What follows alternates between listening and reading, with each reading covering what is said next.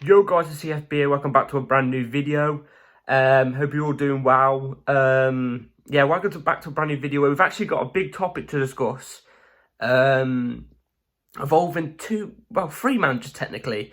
And then we obviously have another topic around a player evolving around Chelsea. Before we get into the video, please like, subscribe, hit the bell notification so you're notified every time I upload a video. And also, first thing in the description is my gaming channel, my second channel. If you want to check it out, go ahead. If you like Call of Duty content, that's like the main thing. Also, it's my birthday tomorrow, so, you know, it would be very much appreciated. It would be very much appreciated. Without further ado, let's jump into this. So, if you don't know already, Bayern Munich are a team right now who are in the semi-finals of the Champions League, who are going to face Man City. They had, this is what we're going to get into now, they had Julian Nagelsmann in charge of their club. They sacked him out of nowhere, The owners have come out and said it was not result-based or something like that, it's something off the pitch, I don't know, that's from what I've read. But a couple of days ago, when the rumours were going about that they were going to sack him, Tuchel's name was lingering about to take over. Obviously, as you know now, Nagelsmann's been sacked, and Thomas Tuchel is now the Chelsea manager. Is now the Bayern Munich manager, and you know, I've got to come on here and say good luck to Tuchel. You know what I mean? Good luck to Tuchel. I hope he has a good job. I've got to be honest. I wasn't fearing Bayern Munich before. Like, there's obviously a little bit of fear there, but I still think they're beatable. But I don't know now. I generally think Bayern Munich might be favourites for the Champions League now because Tuchel's a bloody good manager. We know that. We know that as Chelsea fans. But we're going to get into this right now. Since Julian Nagelsmann's been sacked, this came out for someone called Agent D, who is actually decently reliable. I've checked out some of this stuff and he's decent. So, here it is. So, Vivel is a huge fan of Nagelsmann, now or never. Which obviously brings me on to the next quote, which comes from someone called, if it loads, Sport Pete. Never heard of him, I'll be honest, but still, I'm going to deliver you guys the news. So, Sport Pete says, exclusive, Chelsea are keeping tabs on Julian Nagelsmann's future plans in case they decide to make what sources say would be a shock swoop for him in the summer. Todd Bowley is still eager to give Graham Potter a full pre-season and transfer window with the squad. Now, let me give my whole thoughts upon this, because Tottenham are apparently lingering about for Julian Nagelsmann as well. If I was Julian Nagelsmann, I wouldn't take it. Not because I hate Tottenham personally, it's because they don't win anything. They're a crap side, do you know what I'm saying? But, yeah, what do I think about this? So, I would take Julian Nagelsmann at Chelsea in a day of the week. So, when Lampard was sacked, I remember watching the Sky Sports news thing when it said that he got sacked, and I was saying, Chelsea, if you don't get Julian Nagelsmann in, you're a disgrace. And I kid you not, I said to myself, do not bring in Tuchel, or I'm going to be pissed. I wasn't happy when Tuchel got appointed. I was really disappointed we didn't appoint Julian Nagelsmann. But how wrong was I? I love Tuchel. After like his first or second press conference, I began to love him. Do you know what I mean? I did. Probably now top 2 favourite Chelsea managers ever for me. I love the guy. But I was begging for Julian Nagelsmann. This guy plays a great brand of football, and it's effective. I didn't know this about Nagelsmann. He's only 35? What? It seems like he's been around forever. Yeah, he's only 35, so, you know, Chelsea board always go on about, like, the reason why they're sticking with Graham Potter is because, like, you know, long-term, he's a long-term young manager with a lot of potential and stuff like that. Do you know what I mean? I can understand that. But Nagelsmann's 35. Graham Potter is, do you know, I'll tell you right now. This doesn't really matter, by the way. I'm just giving you the facts on how old Graham Potter is compared to Nagelsmann. Graham Potter is 47, turning 48 soon. His birthday is 20th of May. Yeah, he's a project manager as well. Let's be real here. What he did at, I think it was Red Bull, Leipzig. What he did at Leipzig was incredible. It was really good, and he was good for Dortmund as well. Check this out. For Dortmund, his record is this season, by the way, not previous season. This season, 37 games, 112 goals, only 3 losses.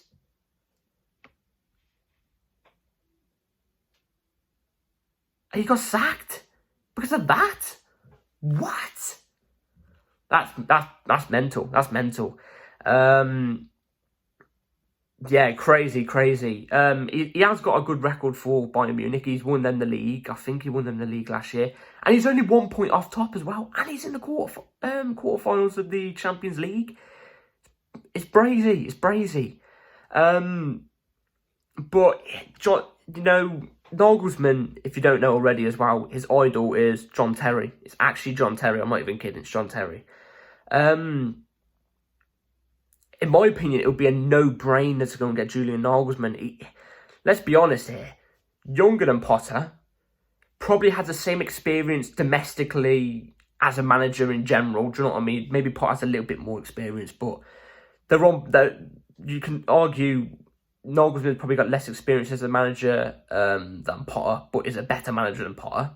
You know, let's add that one to the frame as well. Better than Potter. He's got a better domestic record as a manager than Potter. Managed the big egos, so the big names. He's got elite winning mentality. This guy, elite winning mentality he has. He has that aura. He's not scared to put it on the players or, you know, in the press conferences. Whereas Potter, let's be honest, he says the boys work hard or whatever, when sometimes they don't.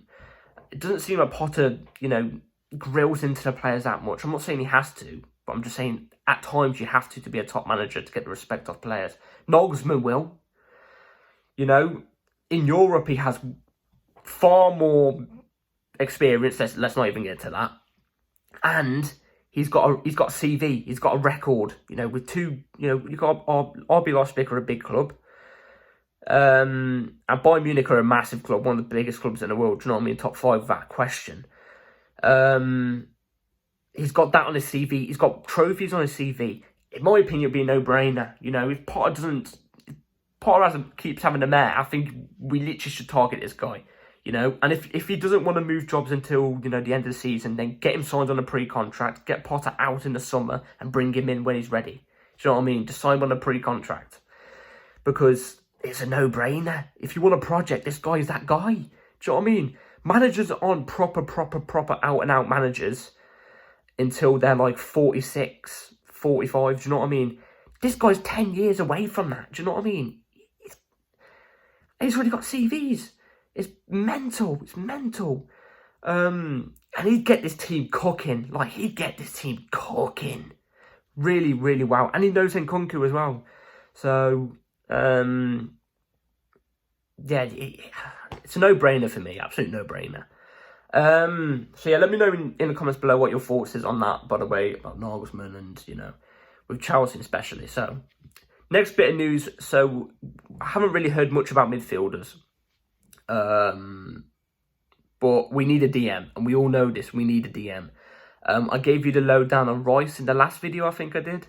That we're apparently still, you know, we're still interested. There's not been much news developed after that.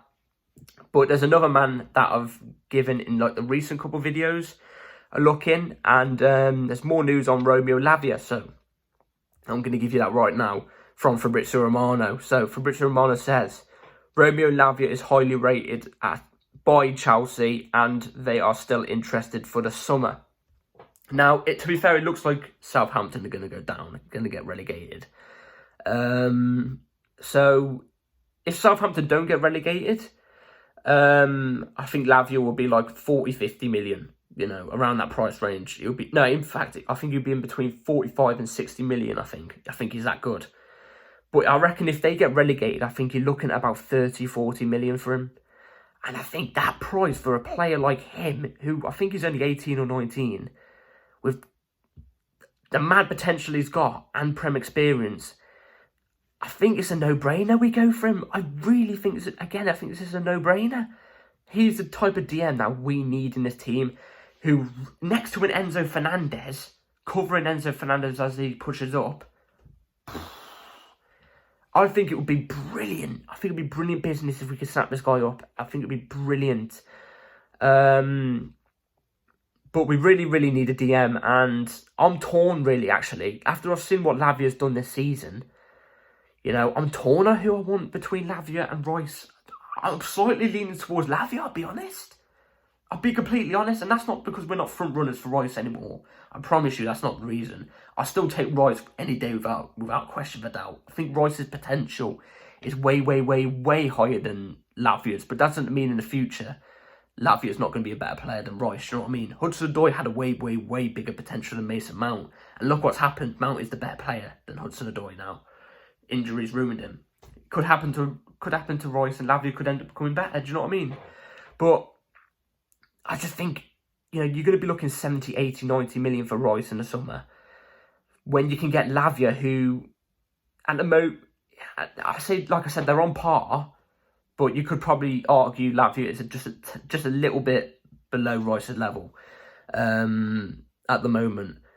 But for 30, 40 million, who could be in this team, in this system with all these great players and be an integral part to the team, no-brainer. It's a no-brainer for me, personally. But yeah, let me know what you think about the Lavia news as well. Would you take him or Rice? It's a good debate, really, actually. I think it's actually really, really interesting debate on who you take. So, yeah, let me know what you think. I'll be intrigued to know. And, yeah, that's it for today's video, guys. Hopefully you've all enjoyed. Again, the news has been really slow. I'll try and update you on what's been about. By the way, Noni Madueke played for the under-21s of England today. And he came on in, like, the 65th minute. Got a goal and 2 assists. Now, Potter, this is the guy you need to be starting. Madueke, play him off the right against Aston Villa. Start him against Aston Villa. That's what I'm saying. He's a brilliant player. Brilliant player. And Colwill did amazing as well. Going to hopefully come back next season. And Badiashile, even though he was on a losing team, looked amazing as well. So, yeah. Hopefully you've all enjoyed this video, guys. Please like, subscribe, hit the bell notification so you're notified every time we upload. And, yeah, all of you have a good day and take care. Peace.